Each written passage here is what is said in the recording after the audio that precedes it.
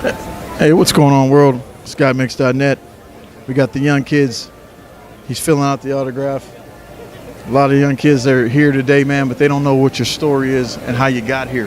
What's your story for those that don't know? I'm just a kid from the Bay that loves to play football. Loves to give back to the community. Just loves help my team win some games. Man, that's awesome, man. What advice would you give kids that look up to you? What would you say to them?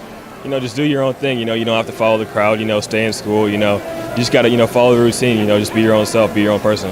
Man, that's awesome, man. Talk about off season, man. What are some things you're doing to get better? You just got to lift all the time. You can't take any days off.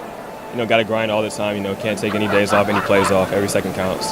That's awesome. How big has your parents been in your life? How has that helped you? Parents have been great. Couldn't have got here to this point without them. So they've definitely been a big help in getting to this point. That's awesome. State your name for the camera. Addison Gumbs. High school you attend? Stella Prep High School.